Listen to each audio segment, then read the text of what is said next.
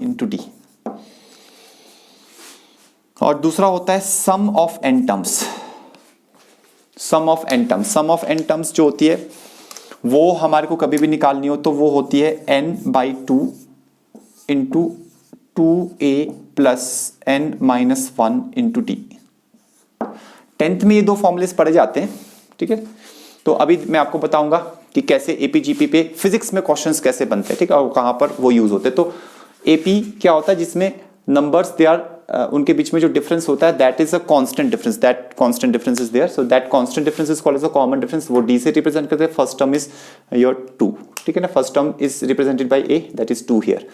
तो nth term मतलब कोई भी आगे की टर्म निकालनी है, मतलब 8वीं टर्म निकालनी है, 8th टर्म निकालनी है, 8th टर्म निकालनी है तो यहाँ 8 डालेंगे, n की जगह 8 डालेंगे, a ये डालेंगे और d ये डालेंगे, ठीक है।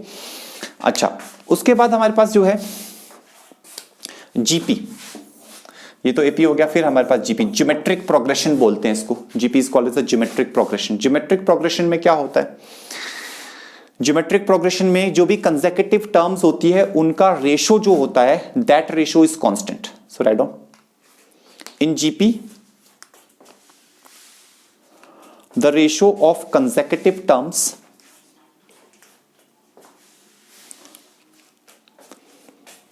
in GP, the ratio of consecutive terms is always constant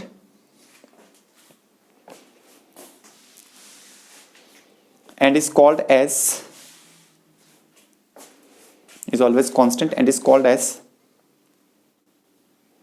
common ratio and is called as common ratio। जैसे मान लो 2 है, 2 के बाद 6 है, 6 के बाद 18 है, 18 के बाद 54 है, ऐसे करके कई सारी टर्म्स हैं, 2, 6, 18, 54, ठीक है।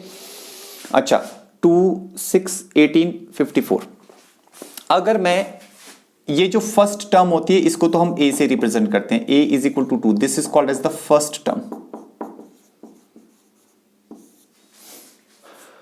है ना, a is equal to 2, this is called as what, this is called as the first term, okay.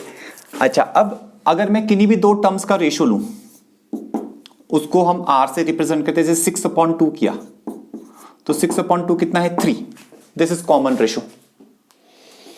अच्छा, अगर मैंने इन दोनों का रेशो लिया तो 18/6 लिखा, 18/6 इज अगेन 3, 18/6 भी 3, ठीक है, this is also called as the common ratio, ठीक है। किन्हीं भी दो का रेशो ले लो, 54/18, ठीक है, 54/18 कर लो, that is also 3। So common ratio क्या होता है, वो एक यहां पे कॉमन रेशो होता है किन्हीं भी दो कंसेक्यूटिव टर्म्स का रेशो, वो फिक्स्ड होता है जीपी में। सो कॉमन रेशो इज फिक्स्ड, ठीक है, common ratio is fixed. Now what, now यहां पर हमारे पास क्या होता है, यहां पर एक ही फॉर्मूला, वैसे यहां पे कई फॉर्मुलेस हैं जीपी में, लेकिन मैं आपको केवल एक फॉर्मूला बताऊंगा, ठीक है, और वही फॉर्मूला जो है यूज होता है फिजिक्स में बेसिकली, और कोई फॉर्मूला यूज करने की जरूरत, लिखने की जरूरत नहीं है, ठीक है। तो लिखते हैं sum of infinite terms of a GP, sum of infinite terms of a GP. अगर हमारे पास एक जीपी है और उसमें इनफाइनाइट टर्म्स हैं, कैसे है, जैसे मान लो हमारे पास s इज द सम, ठीक है, फर्स्ट टर्म a है, ठीक है, फर्स्ट टर्म a है, सेकंड टर्म क्या कैसे आती है, जैसे ये 2 था, सेकंड टर्म कैसे आती है, 2 को मैंने 3 से मल्टीप्लाई किया, 2 3 6, तो सेकंड टर्म आएगी, a को r से मल्टीप्लाई करो, r इज 3, तो 3 को 2 से मल्टीप्लाई करेंगे 6 आएगा। अच्छा, फिर नेक्स्ट टर्म क्या आएगी, फिर से r से मल्टीप्लाई करो तो ar² आएगा, फिर r से मल्टीप्लाई कर दो तो ar³ आएगा। ऐसे ऐसे करते करते अगर इनफाइनाइट टर्म्स हो और कॉमन रेशो जो है वो डेफिनेटली लेस देन 1 हो, ठीक है, खैर आपको लिखने की जरूरत नहीं है क्योंकि आपको आएगा ही क्वेश्चन, वैसा ही आएगा, ठीक है। तो अगर हमारे पास सम जो है वो ऐसे करके हो, इनफाइनाइट टर्म्स हो, बहुत सारी टर्म्स हो, तो आपको क्या करना है, ये याद रखना है, sum of infinite terms is a upon 1 minus r। This is a very important formula, use होता है, 2-3 बार इस पे आया हुआ है क्वेश्चन, ठीक है। कहां कहां इसके क्वेश्चंस बनते हैं, इसके क्वेश्चंस बनते हैं काइनेमेटिक्स में, ठीक है, काइनेमेटिक्स में इसका क्वेश्चन बन सकता है, ठीक है। अच्छा, और कहां बनता है इसका क्वेश्चन, इसका क्वेश्चन बनता है हमारे पास, अभी हम एक क्वेश्चन करेंगे काइनेमेटिक्स का, एक क्वेश्चन करेंगे जहां पर ये बनेगा, ठीक है, जीपी बनेगा, ठीक है। और कहां बनता है इसका क्वेश्चन, इसका क्वेश्चन बन जाता है आपका कैपेसिटर, नेट कैपेसिटर निकालने में, नेट रेजिस्टर निकालने में इसका क्वेश्चन बन जाता है, ठीक है। तो मतलब बेसिकली है मैथ्स में ये सब टॉपिक्स बहुत बड़े बड़े होते हैं, जब हम मैथ्स में इसको पढ़ाते हैं तो बहुत बड़े बड़े टॉपिक्स होते हैं, लेकिन मैं वहां से चुन चुन के आपके लिए फॉर्मुलेस निकाल के आपको दे रहा हूं, ताकि आपको जब आप फिजिक्स में इन सब टॉपिक्स को लगाने की जरूरत पड़े तो आप बहुत आसानी के साथ इनको हैंडल कर सके। तो मैं आपको सिलेक्टिव वे में पढ़ा रहा हूं यहां पे, ठीक है, सिर्फ फिजिक्स पॉइंट ऑफ व्यू से, ठीक है। तो देखो अब मैं आपको बताता हूं कि कैसे ये यूज होगा, how it will be used, ठीक है। So let us solve a question. तो कई क्वेश्चंस बन सकते हैं, ठीक है, जैसे मैंने आपको बता दिया कैपेसिटर, रेजिस्टर, स्प्रिंग्स में बनता है, स्प्रिंग्स में स्प्रिंग कांस्टेंट्स निकालने में ये यूज होता है, ठीक है, काइनेमेटिक्स में यूज होता है, और भी कई जगहों पर यूज होता है जीपी का फॉर्मूला। तो मैं आपको काइनेमेटिक्स की एक सिचुएशन ले रहा हूं, ठीक है। मान लो कि एक एग्जांपल लेते हैं, मान लो कि हमारे पास ये ग्राउंड है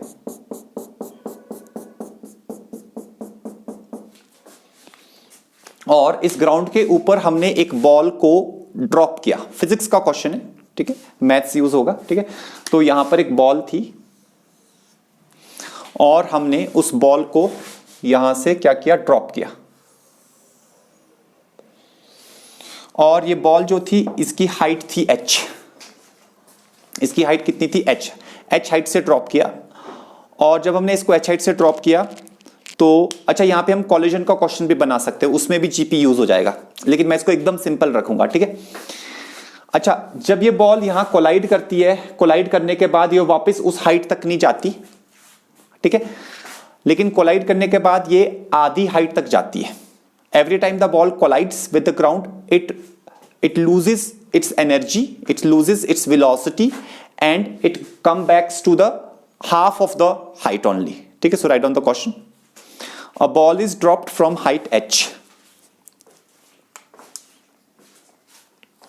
A ball is dropped from height h on a rough on a tough ground, on a tough ground.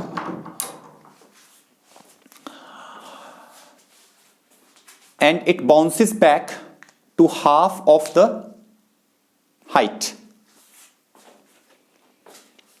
and it bounces back to half of its height.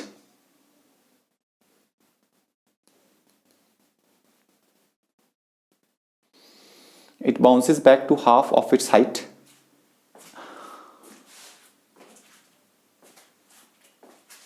Analyze how many collisions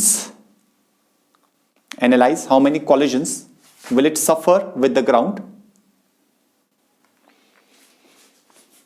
Analyze how many collisions will it suffer with the ground, as well as the total distance traveled by it before coming to rest. As well as the total distance traveled by it before it comes to rest.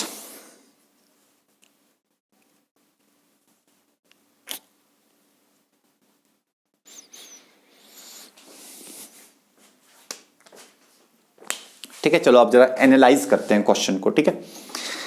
यहां से हमने ball को छोड़ा, ये ball ऊपर से नीचे आई, नीचे आई, नीचे आई, यहां पे टकराई।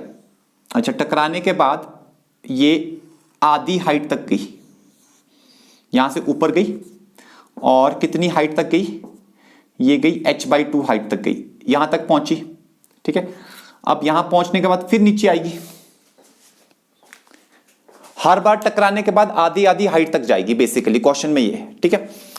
तो यहां पे आई, अब ये फिर से टकराई, और टकराने के बाद फिर h/2 का आधा क्या होता है, h/2 का आधा होता है h/4। तो अब कितनी हाइट तक गई, अब h/4 हाइट तक गई। जो h/2 थी उसका आधा कितना होता है, h/4। अब फिर नीचे आएगी, फिर टकराने के बाद फिर थोड़ा और ऊपर जाएगी। कितनी ऊपर जाएगी, जो h/4 है, h/4 हाइट है, उसका भी आधा जाएगी। h/4 का आधा कितना होता है, h/8, ठीक है। तो फिर ये कितनी जाएगी, फिर ये जाएगी h/8। इसके आगे क्या होगा, इसके बाद फिर वो h/8 नीचे आएगी, फिर टकराएगी, ऊपर जाएगी। अब h/8 का आधा जाएगी। h/8 का आधा कितना होता है, h/16। ऐसा कब तक होगा, कितनी बार होगा, कितनी बार होगा, मतलब सबसे पहले हाइट h थी, हाइट h के बाद वो h/2 हाइट गई, उसके बाद वो h/4 हाइट गई, उसके बाद वो h/8 हाइट गई, उसके बाद वो h/16, फिर h/32, ऐसे करके चलती जाएगी। ऐसा कितनी बार होगा, ऐसा बहुत बार होगा। इनफैक्ट अगर हम ध्यान रखें, ध्यान दें, तो हमारे को एक्चुअली दिखना भी बंद हो जाएगा। वैसे जब हम ऐसा एक्सपेरिमेंट करते हैं तो हमें लगता है 4-5 टप्पे खाए, उसके बाद बॉल जमीन पे चली गई, ठीक है। बट अगर हम प्रैक्टिकली सोचें तो यहां पे ये डिस्टेंस धीरे धीरे धीरे धीरे कम होता जाएगा, धीरे धीरे धीरे धीरे कम होता जाएगा, और हमारे को लास्ट में इनफैक्ट दिखना भी बंद हो जाता है कि हाँ वो टकरा रही है कि नहीं टकरा रही है, क्योंकि हमारी आइज की भी एक लिमिटेशन है, हम छोटी छोटी चीजों को नहीं देख पाते। तो बहुत सारे कॉलिजन्स, कुछ कॉलिजन्स ऐसे भी होंगे जो हमें दिखाई भी नहीं देंगे, ठीक है। हमें लगेगा वो ग्राउंड के साथ कांटेक्ट में ही है, टच में ही है, ठीक है। बट ऐसा बहुत बार होगा कि जब ये टकराएगी और हर बार आधी आधी हाइट जाएगी। तो यहां पे theoretically speaking there will be large number of collisions that will happen, ठीक है। तो large number of collisions will happen, ठीक है। So we will call them as infinite number of collisions are happening. Although आप लोग सोचते हो कि infinity का मतलब होता है कि we cannot count so large, but ऐसा नहीं होता, ठीक है ना। Infinity is a relative thing, infinity is a relative thing, ठीक है। तो उसके बारे में भी कभी बात करेंगे आगे चल के, ठीक है। तो यहां पर जो है हमारे पास जो है बहुत सारे कॉलिजन्स होंगे, large number of collisions will happen, okay. Now what, now यहां पर अब हमें डिस्टेंस निकालना है कि टोटल डिस्टेंस उसने कितना चला। तो चलिए अब देखते हैं जरा। तो अब ध्यान देना आपने यहां पे कैसे निकालेंगे, कॉमन सेंस। ऊपर से आया h नीचे, तो हाइट h, फिर यहां से ऊपर h/2, ठीक है। अच्छा, जब h/2 ऊपर, फिर ऊपर से नीचे h/2 भी, तो 2 बार h/2, एक बार ऊपर एक बार नीचे, तो h/2 2 बार, फिर टकराया, फिर h/4, ये h/4 यहां तक, तो h/4 ऊपर फिर नीचे, तो h/4 2 बार,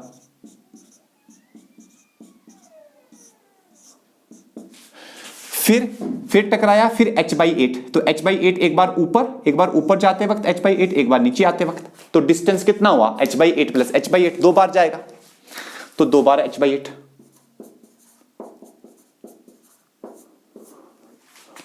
समझ में आ रही बात।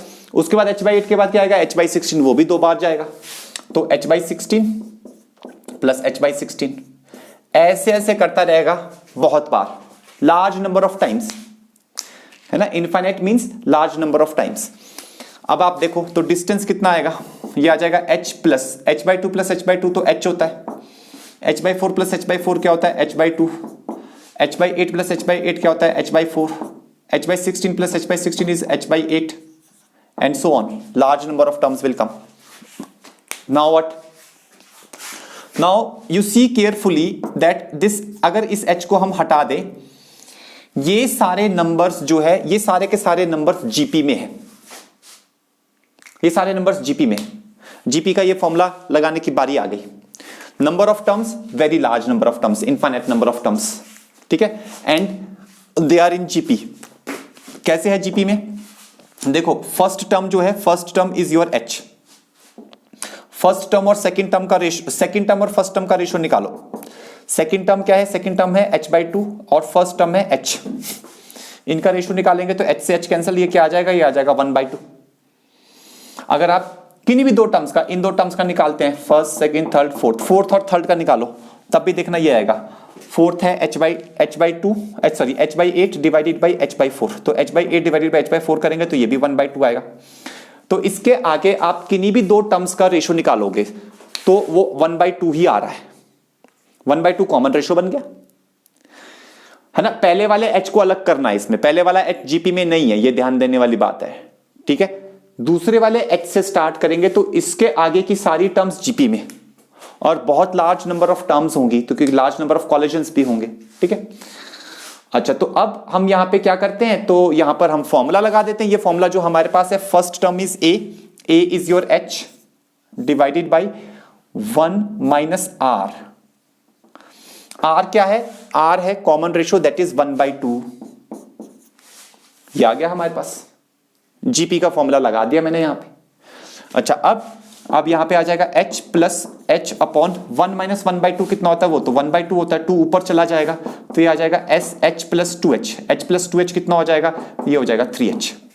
तो इसका मतलब जब ये बॉल ऐसे कोलाइड करेगी, कोलाइड करते करते करते करते बहुत सारे कॉलिजन्स, छोटे छोटे कॉलिजन्स करेगी, अनकाउंटेबल कॉलिजन्स करेगी। उस सारे कॉलिजन्स में जो ये टोटल डिस्टेंस ट्रेवल करेगी वो डिस्टेंस होगा 3h। I hope this is clear to you. देखो, इस कोर्स में मैं मैक्सिमम टाइम न्यूमेरिकल्स ही कराऊंगा, ठीक है, वो मैं आपको पहले ही बता चुका हूं, ठीक है, because we have to be focus on our NEET preparation, ठीक है। So this is just an example of numerical and you need to ask if you have not understood anything in a particular question. तो अगर इसमें आपको कोई चीज समझ में ना आई हो तो you can ask me right now, then only I will move to the next part.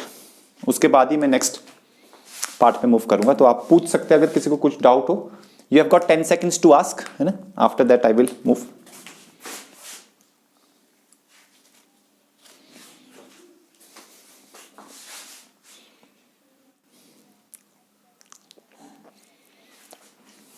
हाँ, ठीक है, ये मैं क्लियर कर देता हूं। देखो, ऐसा है, यहां पे बनाता हूं मैं दोबारा से, यहां पे फिगर बनाता हूं। इनका ये क्वेश्चन है कि ये 2 बार क्यों लिया है, h/2 और h/4 2 बार, h/8 2 बार, h/16 2 बार क्यों लिया है, जबकि हमने ये h केवल 1 बार लिया। क्योंकि बॉल को ड्रॉप किया गया था टॉप से, तो वो नीचे आई, तो यहां पर उसने कितना डिस्टेंस ट्रेवल किया, h।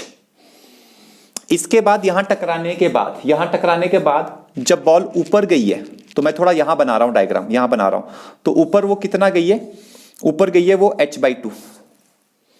अब जब वो ऊपर गई तो ये डिस्टेंस ट्रेवल किया, अब ऊपर से नीचे भी तो आएगी ना, तो एक बार ऊपर गई तो ऊपर जाने वाला h/2 ये, फिर ऊपर से नीचे आने के लिए फिर h/2 ये, तो 2 बार h/2 लेना पड़ेगा ना। हाँ, अब बताओ, समझ रही हो ना बात को, ठीक है। तो 2 बार h/2 लेना पड़ेगा, तो इसलिए 2 बार h/2 लिया है। जितने भी डिस्टेंसेस, इसके आगे भी देखो, जितने भी h/2 के बाद जो अगले 2 डिस्टेंसेस ट्रेवल हुए हैं वो जो है फिर ये नीचे गई यहां पे टकराने के बाद फिर ये यहां से ऊपर गई, तब ये h/4 गई ऊपर, तो नीचे से ऊपर गई h/4, फिर ऊपर से नीचे भी आई h/4, तो h/4 भी 2 बार आई। h/4 डिस्टेंस भी इसने कितनी बार चला, 2 बार चला, ठीक है। तो h/4 भी 2 बार चला, तो इसीलिए h/4 प्लस h/4 2 बार लिया, ठीक है। उमंग आया समझ में बात, है ना। तो इसलिए ये ऐसे किया गया है, h/2 2 बार, h/4 2 बार, h/8 2 बार, h/16 2 बार, ठीक है। तो 2 बार ये लेने का कारण यही है। और तो चलो, और किसी को अब कोई और डाउट नहीं, अच्छा ठीक है ना। तो अब ऐसा है, अच्छा आज मैं यहीं पे रुक रहा हूं नाउ। अच्छा, कल छुट्टी रहेगी, है ना, कल हॉलीडे है, तो अब आपकी नेक्स्ट क्लास जो होगी मंडे को होगी। मंडे से आपकी बायो की क्लासेस भी स्टार्ट होंगी, ठीक है। इसी के अभी तो आप यहीं पे बने रहिए, यहाँ पर आपका भी केमिस्ट्री की क्लास होगी। केमिस्ट्री मैम आ चुके हैं, ठीक है, वो ऑलरेडी जो है ज्वाइन कर चुके हैं इसमें, ठीक है, ग्रुप में, तो वो अभी स्टार्ट कर देंगे। और कल आपका हॉलीडे है, कल और परसों तो संडे है, ठीक है ना। और नेक्स्ट क्लास जो अब हम मिलेंगे that class will be on Monday. तो मंडे को लगातार 3 क्लासेस होगी इसी लिंक के ऊपर, ठीक है। Third class will be of your biology class, ठीक है। तो ठीक है, that's all from my side. Okay then, see you on Monday, good bye. अच्छा, इन द मीनवाइल मैं आप लोगों को मटेरियल भी दूंगा, ठीक है। वो मैं आपको व्हाट्सएप पे I will be giving you some material, जो मटेरियल हम प्रोवाइड करेंगे। तो एक एक चैप्टर जो है तीनों सब्जेक्ट्स का, उसका पीडीएफ जो है that will be provided by me, ठीक है। तो वो मैं आपको कल या परसों सैटरडे और संडे में से मटेरियल एक बार आपको दूंगा, एक एक चैप्टर का, ठीक है, तीनों सब्जेक्ट्स में से, ठीक है। ठीक है, ओके देन, गुड बाय।